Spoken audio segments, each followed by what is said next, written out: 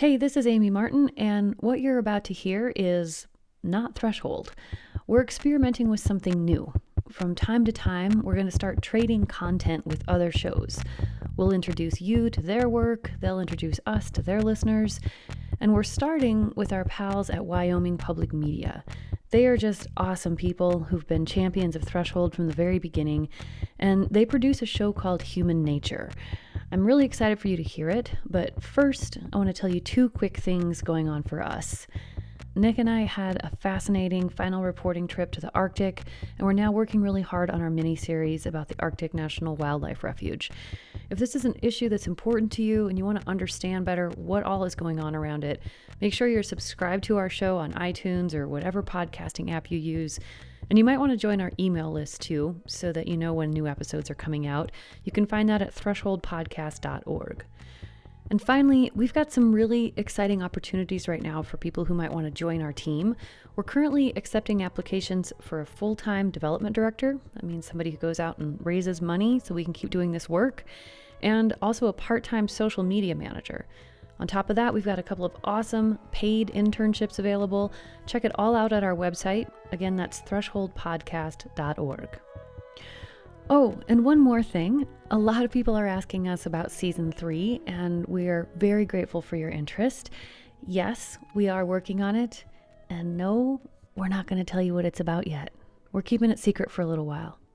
Okay, enjoy this episode of HumaNature. And I'm like frantically back paddling. I'm like, oh my God, I'm going to hit this bear.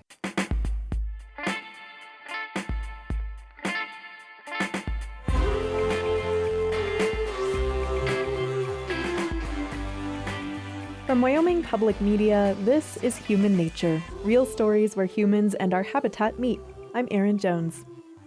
This time, we'll hear about a woman who took to the wilds of Alaska to find the source of something she loves. Manasseh Franklin is a writer who studies water, which she's really afraid of. 1, I'm not a very good swimmer. 2, I think it's just so powerful. It's terrifying in how powerful that it is, and I've never spent enough time in it to really learn how to read it and to feel comfortable just letting it move me. Well, really, I wanted to study glaciers. And water is just a necessary part of studying glaciers. Like when you're out on ice and you're listening to it and you're watching the light change on it throughout the day, there are these living beings that are constantly moving and shifting and groaning and cracking, and they're just really fascinating.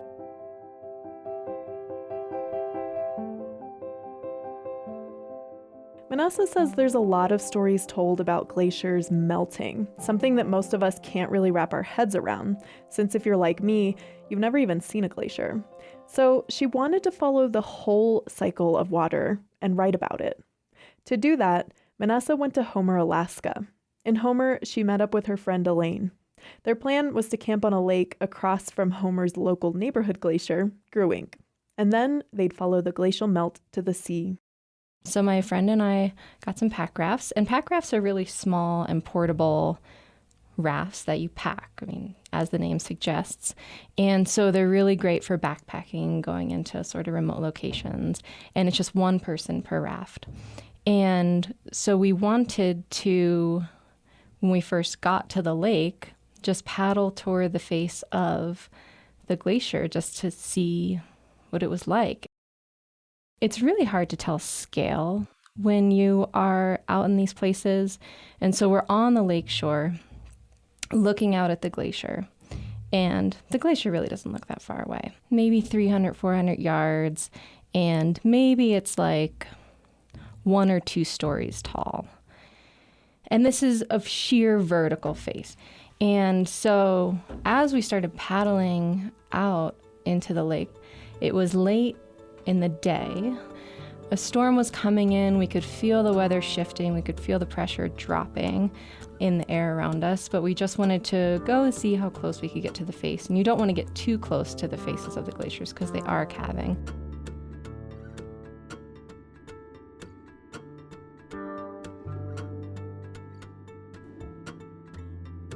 So we start paddling out, and it's amazing being on this lake because there's all these icebergs that have calved off of the glacier, and they're all contorted. You know, there's like really strange shapes that the ice starts to take when they're just sitting in this lake, and the wind is changing them and the rain is changing them, and all of the elements are just working on these different icebergs.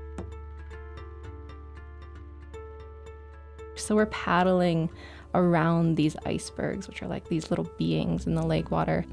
And there's this really strong current that's sort of pulsing off of the glacier. The water is this kind of cloudy, brownish color. And it's colored because the glacier, as it's moving, it scrapes the bedrock beneath it and it kind of grinds up the bedrock into flour. It's called rock flour. And that flour gets suspended in water that pours out of glaciers, which is why water that comes out of glaciers is always a little bit discolored. So we're in the water and it's this kind of brown color, and there's clouds gathering, and there's this really strong current.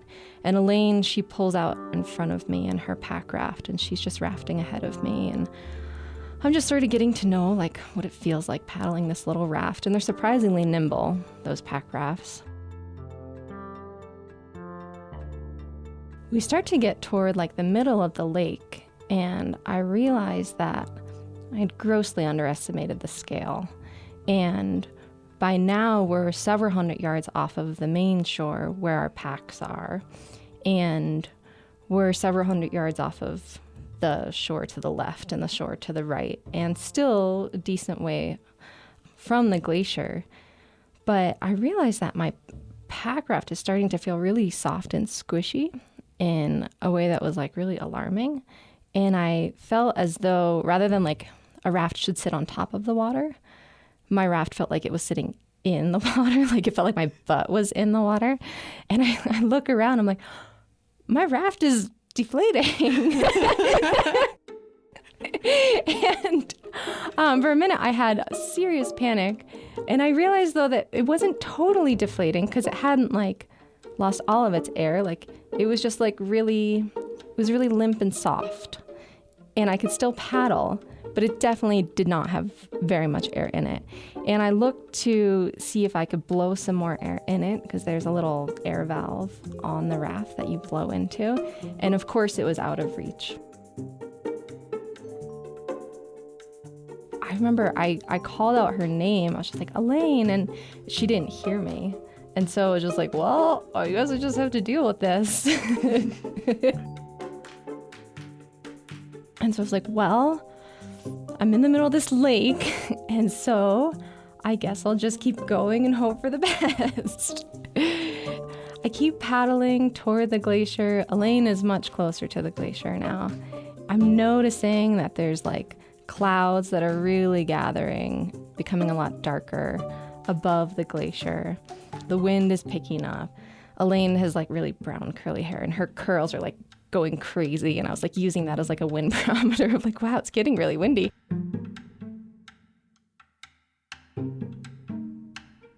Finally, we got close enough that we just decided we were going to stop.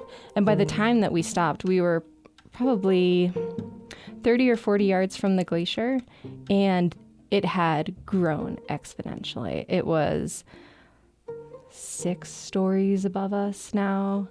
Just this towering wall of ice. And it was like this crazy deep blue in certain spots. And we could see where it had just recently calved. There was this one particular spot that was like really, really deep blue. And that's how you can tell when it's recently calved, because in the middle of the glacier it has that deep color blue. So we just stopped and we were just like stared at it, and it was incredible. And the water was just like pulsing out of it. And then it started raining so hard. So we turned around and we're trying to paddle back as fast as we can. And my raft is like so limp and noodly. And so it makes it that much harder to paddle when your raft is basically deflated. Finally, we got to the shore. It took way longer than it ought to have. And it's pouring rain. On shore, Manasseh and Elaine inspected her raft. They realized there weren't any leaks. Instead, the air molecules had shrunk in the cold water.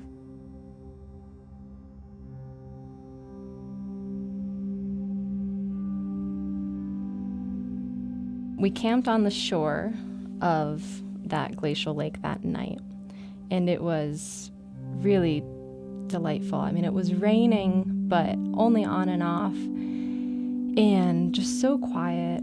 We're just listening to the water lapping on the shoreline coming out of the glacier, and occasionally we could hear some big pop or crack that was coming from the glacier all the way across the lake, because the glacier's constantly shifting.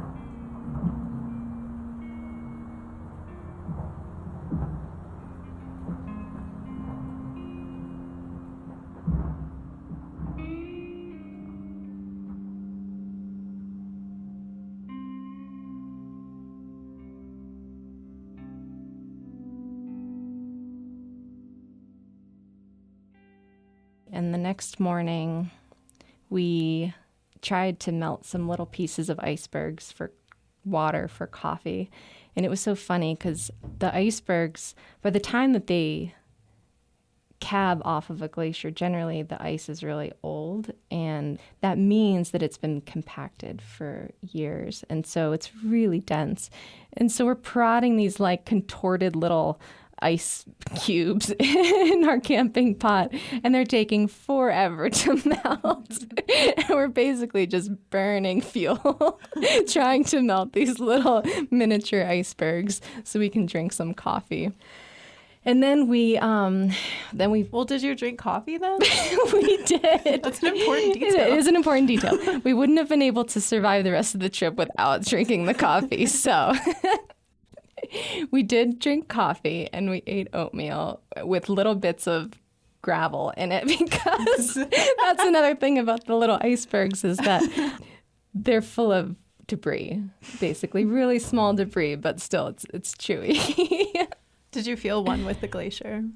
Yes, actually. Oh my gosh, yeah. Drinking glacial melt, whether you're melting the little icebergs yourself or you're getting it just out of a meltwater stream on the ice, is a really wonderful experience. Yeah. It feels very pure. Of course, it's probably not the cleanest water in the world, but it feels like it is. Coming up, Manasseh and Elaine face a bigger challenge, following that water down an unknown path to the sea.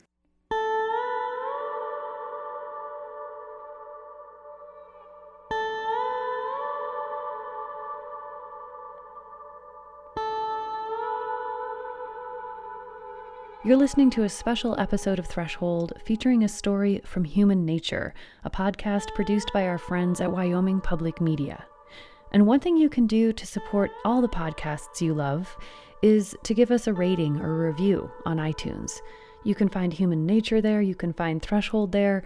Even just giving us some stars tells the algorithms that a lot of people are listening to and engaging with the content. So thanks for your help with that. And now, back to HumaNature.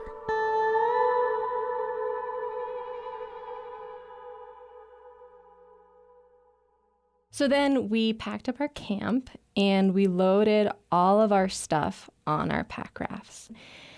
And then we were going to raft this creek back to the bay. And the creek was a great unknown because it's an obscure creek in Alaska, and there aren't necessarily a lot of ratings for all these little creeks that come out of glaciers. And so we didn't actually know what the creek was rated in terms of difficulty.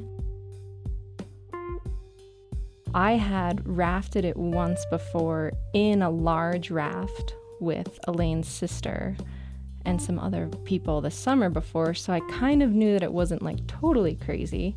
But also, I had never rafted a creek by myself. I mean, I'd just been in a pack raft for the first time the day before. I was so nervous. My stomach was just little butterflies as we are setting our pack rafts in the water and giving them time to adjust to the temperature.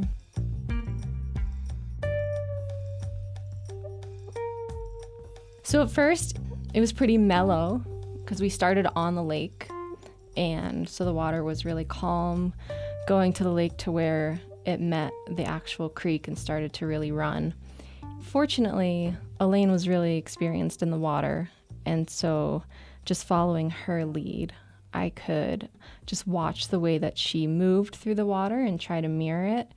And so we met just like a couple little rapids in the beginning, nothing crazy. I think it was like class 2-ish.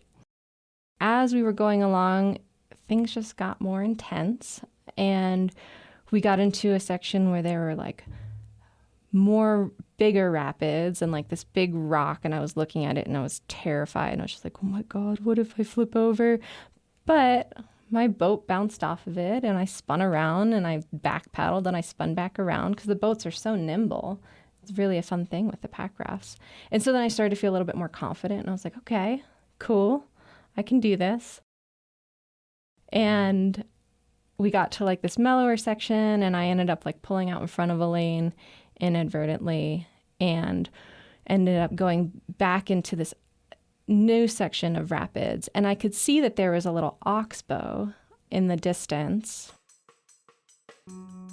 So basically, the water's moving really fast into this really tight turn, and there's a rock wall that's going to force you to turn. So I'm approaching this, and I'm in front of Elaine. She can't get in front of me because I'm moving too fast. I'm in a really strong current, and watching this wall come closer, essentially. And I start like kind of freaking out, and I'm like back paddling and trying to like slow myself down because I know that I'm going to hit the wall no matter what. There's no way that I can just like pull into this really sharp kind of like dog's leg bend without hitting the wall. So I start trying to slow myself down so I don't hit it too hard. And I hear Elaine yelling behind me. She's saying like, no, no. And I was like, no worry, I'm fine. Like planning my, perfectly executed bump against this wall. And right as I'm about to hit the wall, her raft slams into mine. She pushes me right into the wall, and I look over, and her raft flips and she pops out into the water. And I bounce off the wall, and immediately I'm taken by the current and swept around this corner, and I can't see anything. And I was like, oh my God, oh my God, oh my God, the worst thing just happened. The worst thing that you think is gonna happen just happened. Like she's in 35-degree water or something, swimming. Who knows if she hit the wall? I didn't know. So I eddied out as quickly as I could, and I stumbled out of my boat before I hit the shore. So of course I'm like totally drenched because I'm just trying to get onto shore as fast as I can. I was able to crawl up this little rock outcropping, which was the high point of that wall. And I look down, and there she is, and she's on the shore, just dumping out her boat. And oh my God, I was so relieved. She's like, are you okay? She was laughing, thankfully. She's like, yeah, I'm just really cold. She's like, I'll come and meet you. So she comes around that bend, and she meets me on the shore where I had pulled my boat off. And she was fine. She was just really cold. And we were just standing there, and our teeth are chattering. And we'd been in the water. By then, we had maybe been in the water for an hour.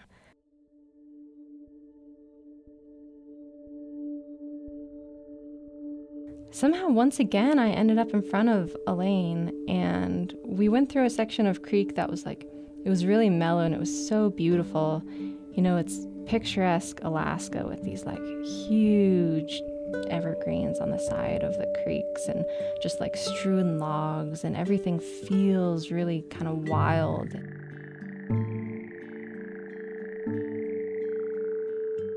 The colors are really saturated and just beautiful. And just paddling along, and the water's pace starts to pick up again. And I'm kind of just floating along, moving, and I can feel the current it's moving quick, but it's nothing crazy.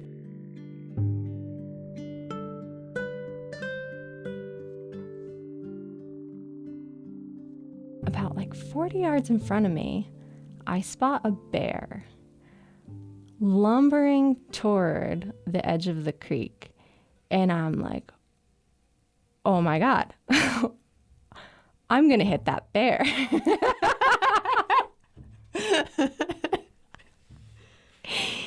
the bear didn't notice me, just moving ever so slowly toward the creek.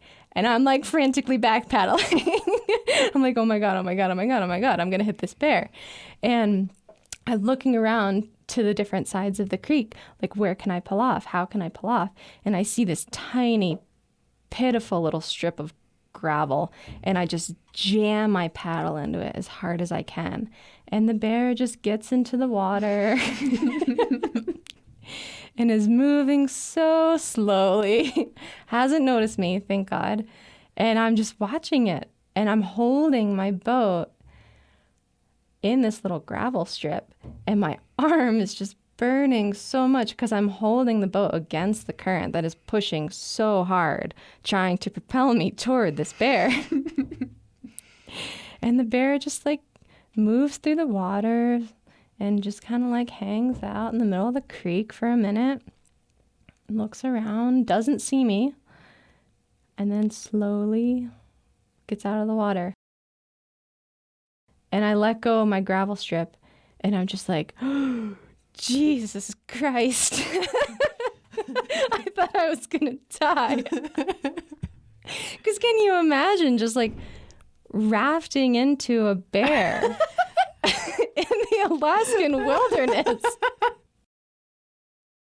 I start moving in the water again. The bear's out of sight now, and I eddy out. I see a spot that I can. And Elaine comes up behind me and she's like, did you see that bear? And I was like, did I see that bear? I thought I was going to run into it. And we got into like this delta area where the creek started to kind of flow off into all of these different braided channels. And it was magical because the tide was out. And so there's just these little like seaweed strewn channels, so we can see that we're starting to get into the saltwater zone.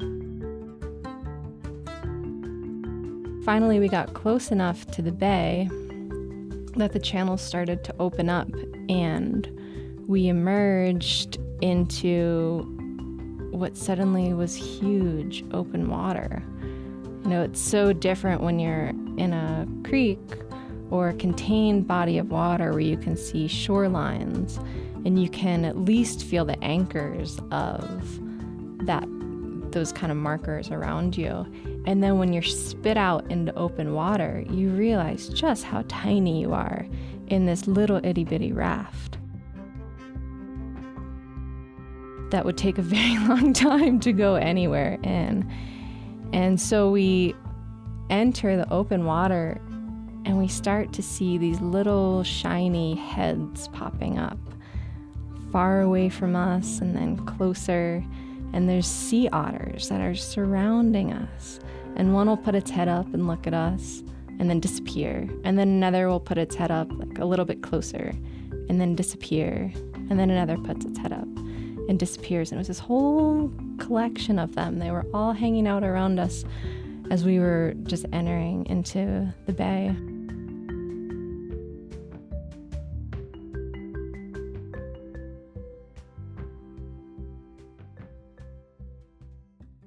At the bay, a friend picked them up in his boat and took them back to town. Once we had loaded the pack rafts in Elaine's car, we were like, oh my God, we need a beer. So we went to this pizza joint. A friend of hers was sitting there and we were just like gushing. We had so much energy. We were talking to him and we're like, we just rafted Gruen Creek. And he was like, you just rafted Gruen Creek? That's like class 3. What were you doing out there? So that was kind of fun. We're like, well, we survived. Sometimes it can be really limiting to know what you're getting into because you might not actually do it. My whole understanding of glaciers and climate change expanded when I began to realize just how glaciers and all of the water that we as humans depend on every day are connected, where the melt water that's coming out of those glaciers directly feeds our irrigation.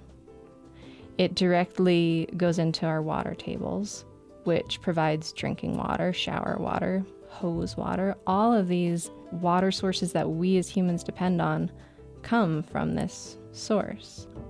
I have so much respect for water, having witnessed it coming from its source.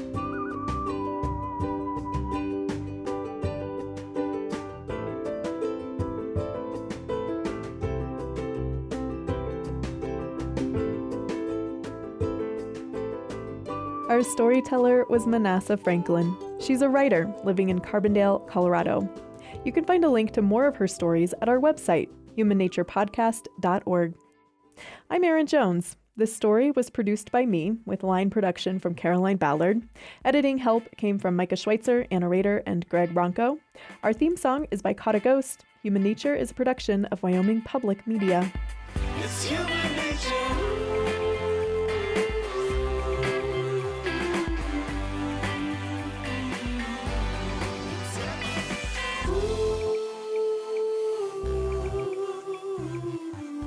Thanks again to the folks at Wyoming Public Media for sharing this episode of Human Nature with us, and for all the ways that they have been supportive of Threshold from the beginning.